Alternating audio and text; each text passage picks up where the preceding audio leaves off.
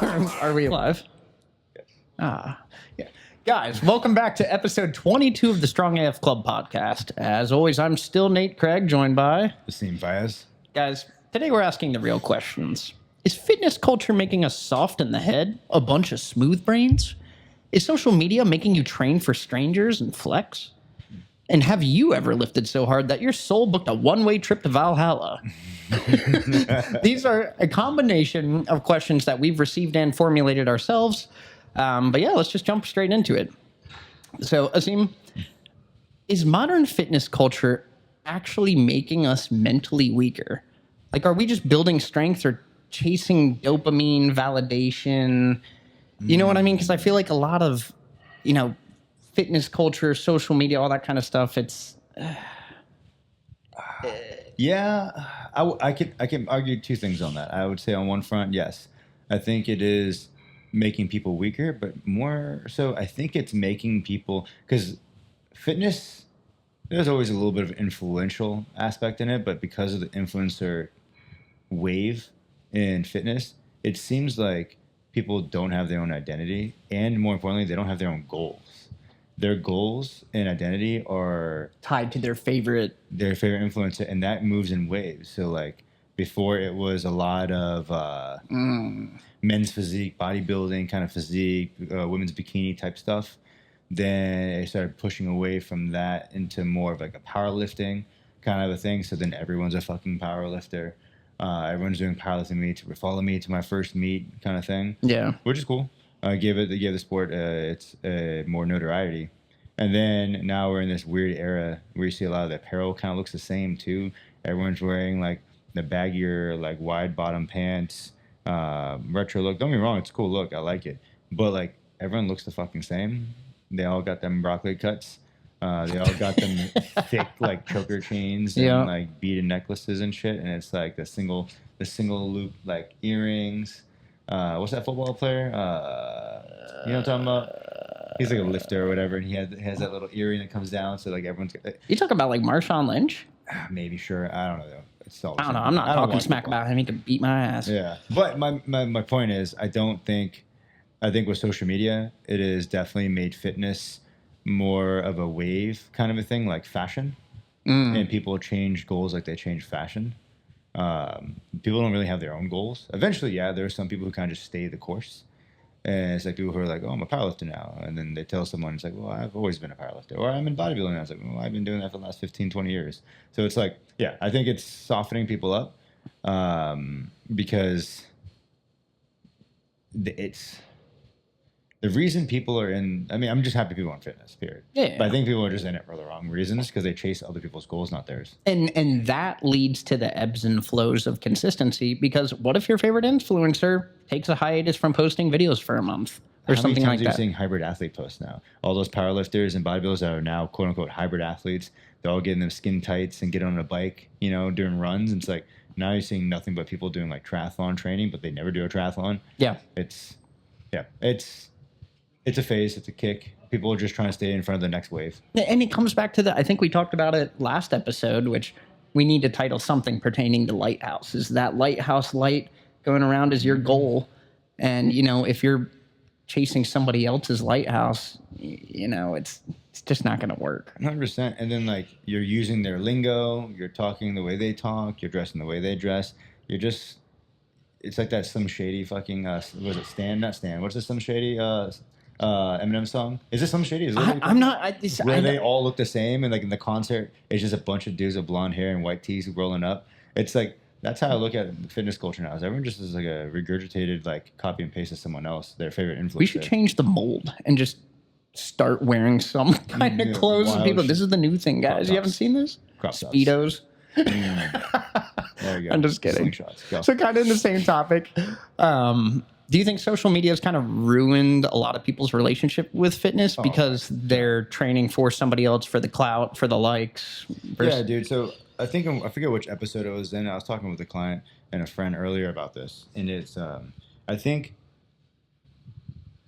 everyone starts off intrinsically or extrinsically motivated. Mm-hmm. But those who last are the ones who find a way to either A, make their goals intrinsically motivated or driven, or already are intrinsically motivated or driven. The issue with social media is it's constant extrinsic exercise. You're constantly flexing the extrinsic muscle of getting that being the feedback loop you're getting for validation. So you're never learning to actually look in your own mirror because you're looking in your phone camera instead. And I think that's the problem, is being on social media and using that for your validation for your likes and allowing likes and views and all this stuff and this shit's actually been studied, which is crazy to me.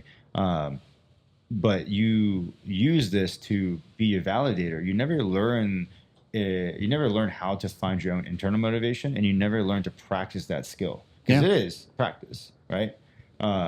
You got to create your own feedback loop, but the issue is if it's online, it's never going to be within.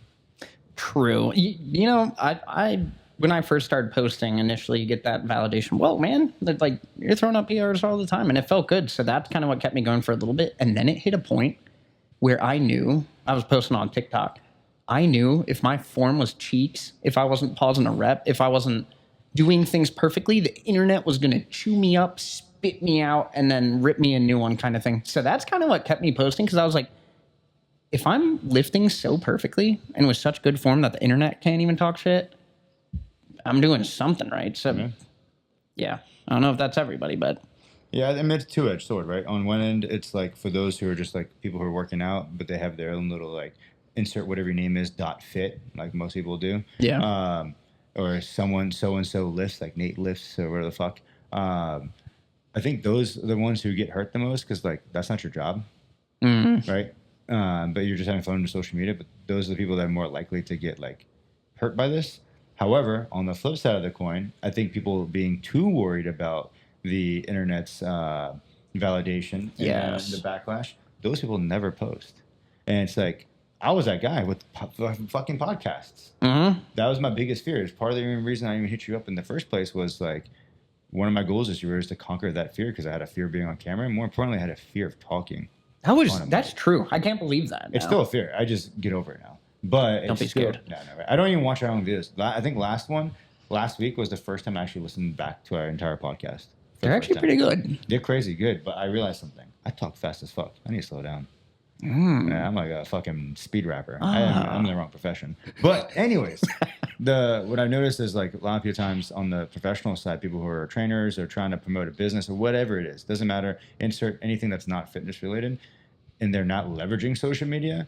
And the reason they're not leveraging social media because whatever they're doing is not perfect, not the right logo, they don't have the right look, it's not the perfect technique. They're just trying to bomb-proof something that can't be bomb-proofed. There will always be a troll out there. There will always be someone who's going to chew your shit.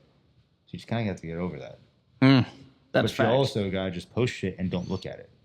If you're going to be someone who's putting out content, put out the content. But unless the content has a call for action for someone to then respond to it, there's really no reason to look back at it. Post it, forget about it, go on to the next one. Because when you start going back and looking back at it and overanalyzing is when you start getting into these negative feedback loops in your head, and you're waiting on this social validation that may or may not come, and you're probably going to get both sides of that fence. It's like, that's not the place you want to be in. Because those people just never post. Or they're so critical they barely post. It's like once every couple months, once every other week, and it's like, if you're trying to do anything with your social media, it's never going to get you anywhere. You gotta be consistent. Consistency beats everything. You can have a shitty production, like a podcast. You have a shitty production, and you develop it over time, but you are super regular. Or you are trying to make it so perfect you never actually post your first episode. Yeah, don't let great be the enemy of good. Just go for it. You can fix it later. Perfectly said. Yeah. Perfectly said. Okay, this one, by the way, shout out to my man, Tracker Who. He is constantly posting on the YouTube videos and whatnot. We appreciate you, man. He asked the question, have you ever lifted so much that you felt your soul leave your body? I love it. I feel like probably with you, yes, I'm going to guess deadlift. Yeah, I would say, trying to think of the workouts that have for sure made me want to just go stand outside and then lay behind my truck. Yeah, I would say, so I did this kick many years ago. There's this bodybuilder, I forget his name, but I was like probably 21 or 22 years old. It was at Gold's Gym in Fairfax Station. This dude, crazy strong, but he would never lift anything insane. But he would just do like 20 to 40 reps of like 225 at squat, and then he eventually, once he was able to do 30 reps, would go up another 10 pounds and keep doing it until he was able to do another 30, and so on and so forth. So at the end of it, he's like doing 295 for like sets of 30. Holy shit. His legs looked fucking ridiculous. So I remember I did this training cycle. I think this actually might be in my Instagram. You scroll all the way back. It's in my earlier videos where I would work up to like a heavy weight. I'd pick a weight and I would do it for like 3 sets of 3. And then I would drop a percentage of that. And then I would do it for an all out set of 20. And then every workout I would add a rep until I was doing 3 to 5. And then I was doing like 23 to 25 of that same weight. And then I would up the weight, drop back down to 3 sets of 3 and 1 set of 20. And I did that every third day. But did your soul leave your body? Yeah, I wanted to fucking kill myself before every workout. It was the hardest thing for me to get to go do that. That was difficult. I would say that was tough. That was tough. I had a training cycle. I failed a deadlift in a competition in like 2016. Like popped the tendons in my hand, and my coach was like, "All right, you're never gonna drop a deadlift again." So we did a deadlift cycle for 6 weeks where I deadlifted 3 times a week and benched 4 times a week, and I squatted in between every single session. So I only had 1 day of rest, which was an active rest, and I thought my entire body was gonna shatter, but I had like a 40-pound PR in 6 weeks. Good Lord. It was crazy. It was absolutely crazy. But that was like the wildest deadlift cycle I went through. Yeah, those are memorable workouts. I'm looking back at it. I'm like, I would never. It's German volume training. That GVT shit. That was like a big kick. That and like for any of you older heads who remember, what was it, Mad Dog? That one, Dog Crap. That's what it's called. Dog Crap. That shit sucked. That was from like a website, like I think it was called Simply Shredded back in like 08, 09. Yeah, dude, we did a lot of stupid shit. But the sets of 20 squats was fucking terrible. See, what's interesting is you didn't say one lift. It's not like, oh, I was deadlifting X much and I could just feel my soul leave my body. You said it was like whole workouts that were just like, oh my God. Yeah. That day was just burning your brain. I remember I did a Smolov Junior cycle, and by week 3, I did lower the total volume because I thought my fucking pec was going to come off the bone. That was pretty bad. What else? Let me try to think. What's another fucking hard one? For me, I just get so excited. Like the first time I benched 225, I don't even remember what happened because I feel like I was just my soul was in pure bliss. I finally became a man. Yeah.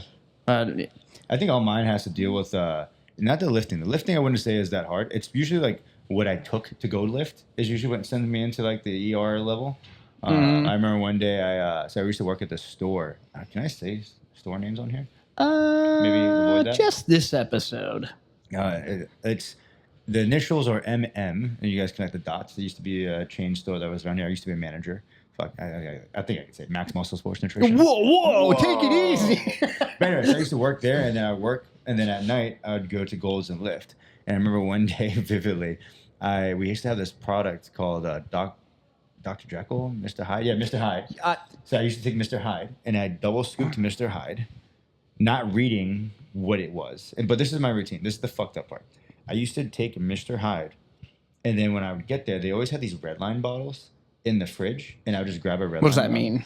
Redline was like a pre-workout, but it was like a liquid like a pre-made like pre-workout. A shot it was form. Like a shot. Okay. But I didn't realize the line on the thing was where the serving cut off. I thought the whole bottle was a serving.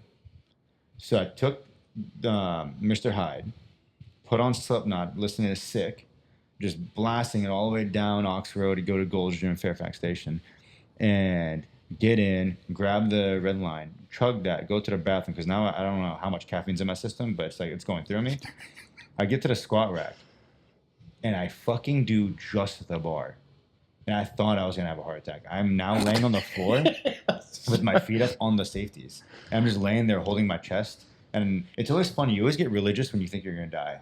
And I'm like, it's like, God, forgive me. Do you remember this one time I did that? That was my bad, man. Dude, I'm sitting there just like fucking praying, like, please, God, don't let this be the way I go. Like, there's not even weight on the bar. I'm about to fucking not die. Just the bar, please. So I'm sitting there and the fucking GM comes over and he was like, dude, I was looking at the security camera. I saw a body on the squat rack. Are you okay?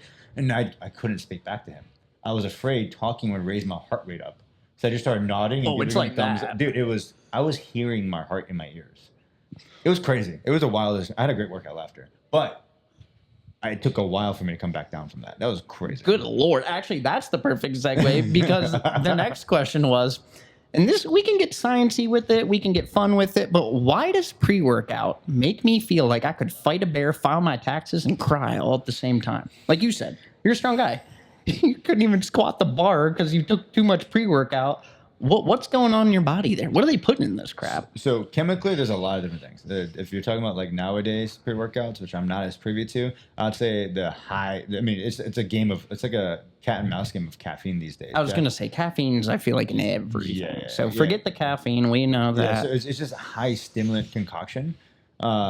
Couple that with the fact that you think psychologically, I'm taking this pre-workout, it's gonna get me hyped. A little placebo. And then couple that with the fucking imagery on the bottles. All these bottles look hardcore as fuck now. Like Dr. Jekyll. I actually remember that pre-workout because I had an experience with it in college as well. Dude, Superhuman, Bucked Up, all these different ones. Like they have like pretty gnarly looking covers. You got that, couple of the fact that you think you're taking this hardcore pre-workout, so you probably listen to music, get your ass hyped up, and then on top of that, you are taking way more way more caffeine than you could probably handle, and you probably already drank caffeine earlier in the day.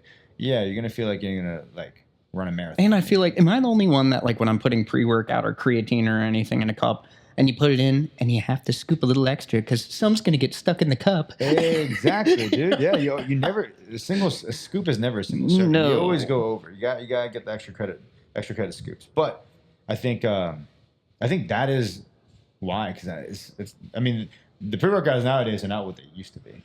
Yeah, I feel like it's Jack, caffeine. when Jack 3D, when you got that 1,3-methyl in there, War Tribe, Black Powder, for those who remember what that was, like, those pre-workouts got you fucking crazy because they actually have shit in them. But now it's like you just got like an insane amount of caffeine. That in itself is pretty high. So, okay, what are some, because I know in my brain, I don't take pre-workout. Number one, it upsets my little tummy, and it just makes me feel sick as a dog, even if it's a half scoop sometimes, depending on what it is, because either there's too much caffeine or I don't know what the hell they're putting in it. What about some non-pre-workout? Like you actually told me, I came in one day and you're like, yeah, take a shot of soy sauce. And I was like, okay. What do you mean by that?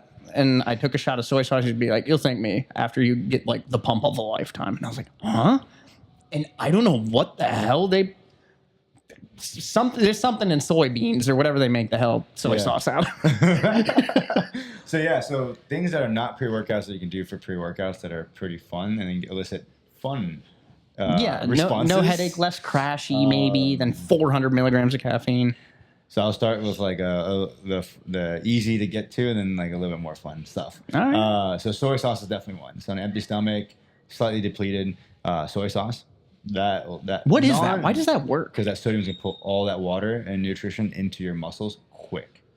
It's like a shot of sodium just right to your veins. Yeah, because you just feel dry. You feel yeah. So I would say the soy sauce is one. So we jokingly call it soy sauce pumps. You can always carb up a little bit of like a rice cake and some honey. You can take L-citrulline at like high doses, like in the grams, 6 grams more. And no, citrulline malate. Take citrulline malate, and it is the most ridiculous pumps. I used to take like a non-stim pre-workout, and I put that in there. For me, I personally don't like pre-workouts. I like mixing things together to make my own. I like to have a high dose of beta-alanine. I'm not a fan of creatine because that coupled all the other stuff, I'm already gonna have stomach issues. I don't want more. I do creatine at night. Yeah, exactly. Just do it when I'm like near a bathroom and it's safe and I can chill out on my phone, doom scroll. But like, it's safe here. Yeah. So caffeine sometimes, but I'm mostly a non-stim guy, so I'll do like a non-stim pre-workout, a shit ton of citrulline malate, a fuck ton of beta-alanine.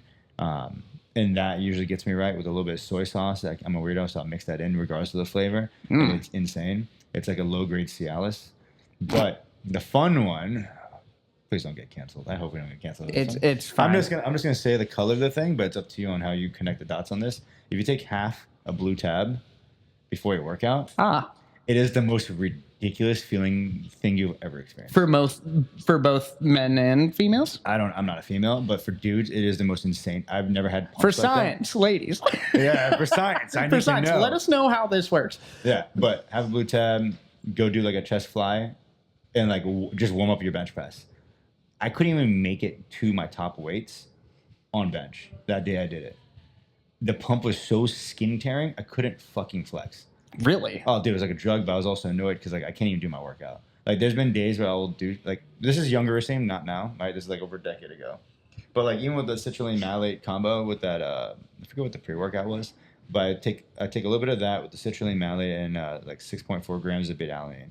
I do like 6 grams of citrulline malate on top of whatever was already in the pre workout, and the pump was so ridiculous that by the time I was done, say doing whatever shoulders or lats, if I tried to get to my arms, I couldn't train them.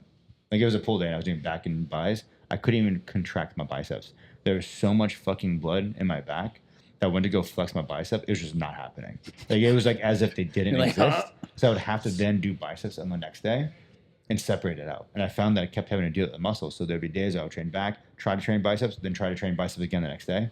So biceps would get like split across like 2 days back to back. Same thing with triceps. Like, all my auxiliary movements or assistant muscles would get pushed back because the pump was so ridiculous. But I would do like 2 sets of one exercise, 2 sets of another, and maybe one of another. And I was like a total of 5 to 7 total sets in a workout, and I was done. I just couldn't contract anything after that.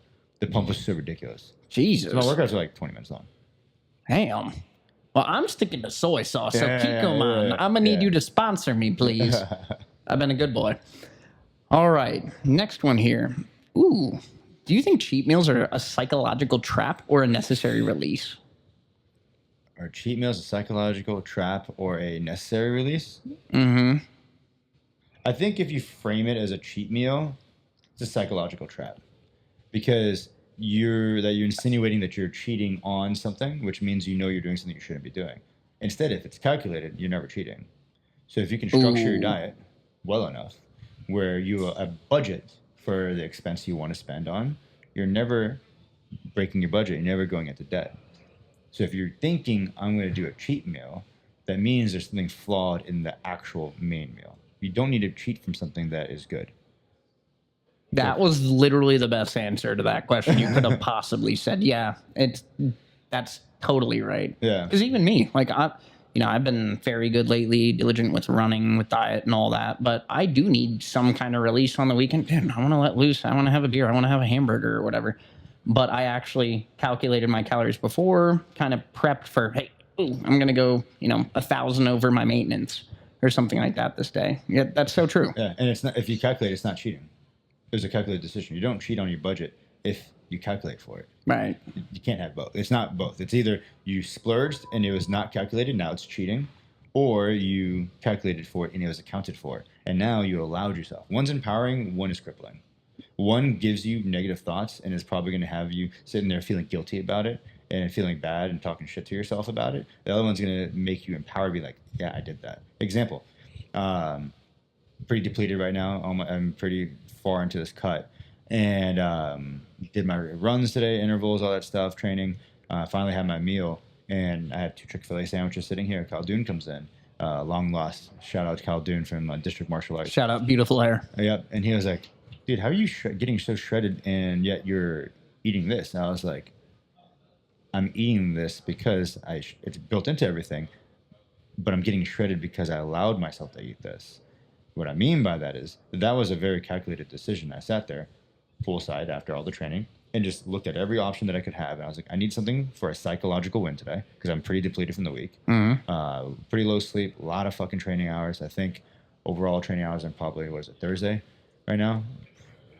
3, 4, almost closing on like 18 hours of activity. Jesus. So I'm pretty fucking tired. And then my sleep is like 4 hours a night. I don't know why I haven't been able to sleep well. So my man just needed a dub. He needed a sandwich. I need a mental win, psychological win, and not eat the normal shit that I normally eat. Because I normally eat the same thing every day.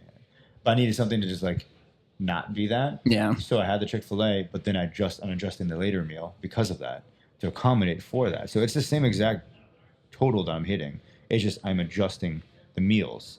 And what I told him was, once you learn, it's like a dance. It's like actually, you know what? I'm gonna give you a music analogy because you understand this. My man over here is a fucking wild guitar player. For those who don't know, if you understand how a scale works on a guitar, you can solo on anything as long as you stay in key. Yes. That's dieting. As long as you understand. This episode is so good. Damn, that was a good Damn, one. dude. But as long as you understand the scale of the key you're in, the diet you're cutting, you can play any solo you want. You can at any point pivot for the day. As long as you stay in key, you'll never fall off your diet. You only cheat when you get off scale, when you get out of key. So like I'm, staying in key, quote unquote. My calories should be capped at 2,000 for what my goals are or whatever. As long as I'm hitting those macros within that 2,000 calories, you're good to go. Sure. Take it a step further. When you're learning, you're probably reading sheet music. You're probably thinking about what you're going to play. You're thinking the key you're in, and you're thinking about what you're doing. The longer you do this, I've been cutting, bulking, all that stuff for almost 18 years now. Second nature. I don't think about the key I'm in. Because I think too many people spend too much time listening and reading externally. They don't spend enough time. This is going to sound so woo-woo, so bear with me on this. Not enough people actually spend time listening to the language of their body and listen to what their body's telling them they need.